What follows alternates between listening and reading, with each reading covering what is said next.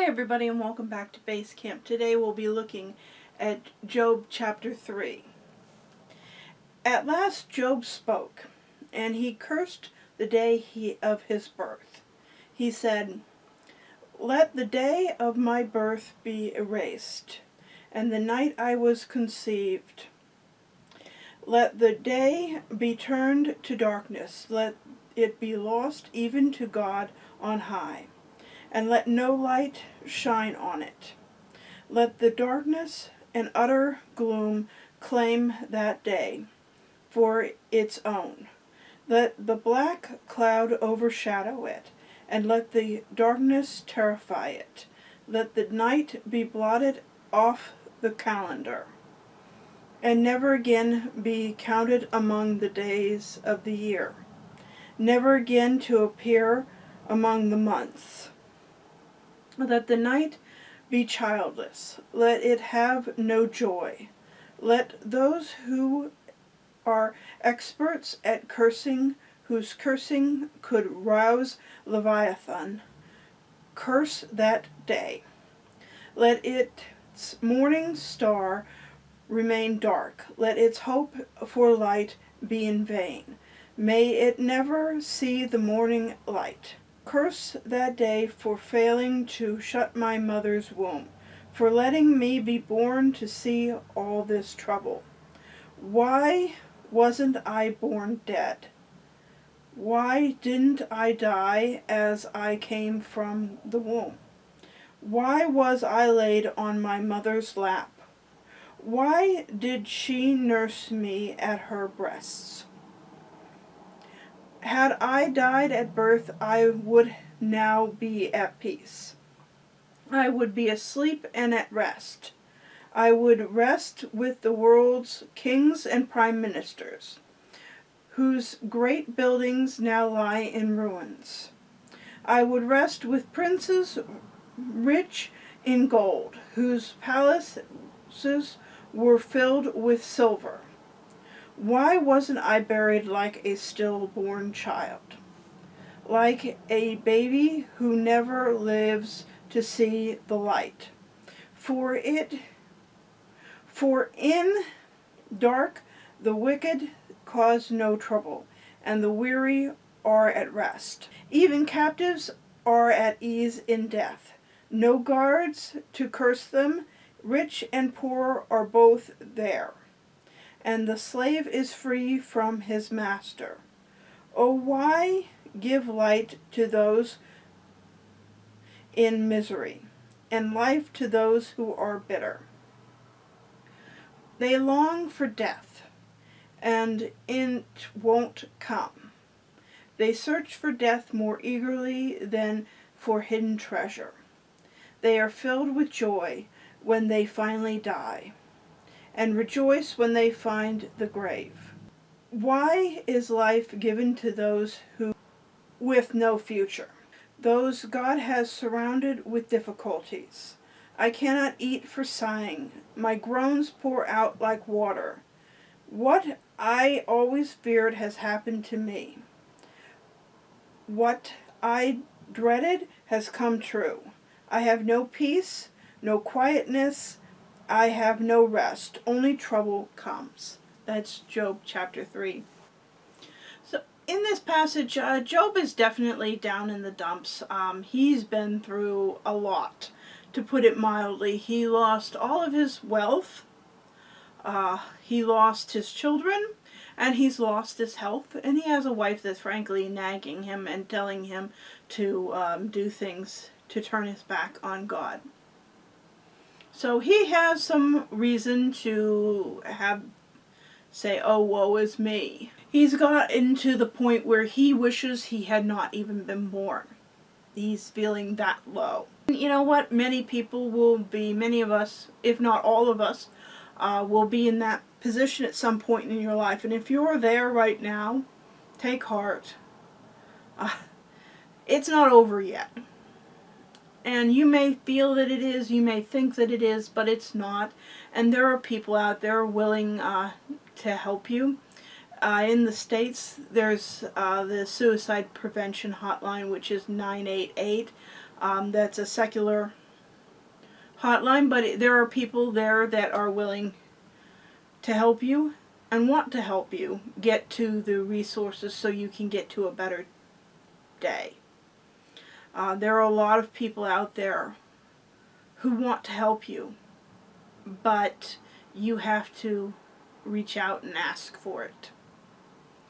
Because many of them can't do anything until you ask for help. And you know what? You're not weak if you need help. You have not done anything wrong if you need some help. It is not a sinful thing to find yourself in a dark day. Pretty much every Christian has been there. Just because you walk with Christ does not mean that you will never see hard times again. Many people want to portray it as it is, but it's not. Nowhere did Jesus say there will be no more trouble in this life. In fact, Jesus said quite the opposite. In John chapter 16, verse 33, he said, "I have told you all this so that you may have peace in me. Here on earth you will have many trials and sorrows, but take heart because I have overcome the world." So Jesus doesn't necessarily, usually, occasionally it happens, but most of the times he doesn't take us out of life's hardships. If anything, when you become a Christian, your life gets harder. But that doesn't mean that God is angry at you. It's just the natural progression of how the world is. This world belongs to the enemy, and he wants to get you away from Christ. For Satan is doing what an enemy, when Satan throws hardships at us, and he uses the hardships of this life to try and draw us away from Christ and convince us that Christ doesn't love us, because that is what an enemy does. An enemy destroys that which the person holds most dear. And it can be a very persuasive tactic. Suffering can draw us closer to God in some instances, but it can also drive us away when we have this ideal that God is supposed to make our lives perfect in this life, that we will never again face any kind of hardship and suffering. And unfortunately, this has gotten into the church very, very deeply. That if you are a Christian, you will never again face suffering. And unfortunately, it's just not true. In this life, just as Jesus said in John chapter 16, verse 33, in this life we will have troubles. It is just a fact of living in this fallen world. There will be times of hardship. But God has, through Jesus, has overcome that. But it does not take it away in this moment. And that can be a bitter pill to swallow. And sometimes God uses it. Not that he causes it, but he does use it for our benefit. And this is seen in Romans chapter 8, verse 28, where it says, "And we knew that God causes everything to work together for the good of those who love God and are called according to his purpose for them." It doesn't mean that God necessarily causes all things, but he can still use them to bring about good, even if we may not always see it in this life. Many times the things that we go through, we don't see. We don't see what's going on behind the scenes, what's going on in other people's heads and minds. But God does, and he can use that for good even if we can't see it. And because it can be very easy to get discouraged when everything seems to be falling apart, and you can't seem to find something positive. And yeah, But you have to trust in God, and that's not easy.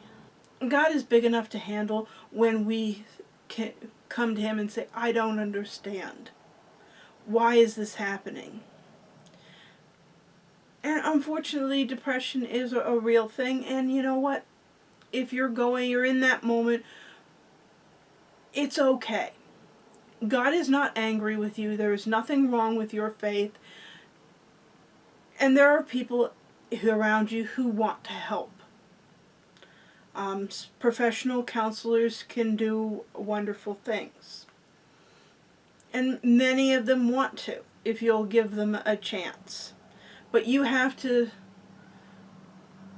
step out in faith and say, I need help. Don't be afraid or to ask for help if you need it. Because you are not, you're less of a Christian because you're struggling right now. So if you're struggling, please seek help. And keep seeking until you find it. If you can't get it where you are, find somewhere that you can. And don't give in to the enemy's ploy. So, we'll see you next time, and God bless.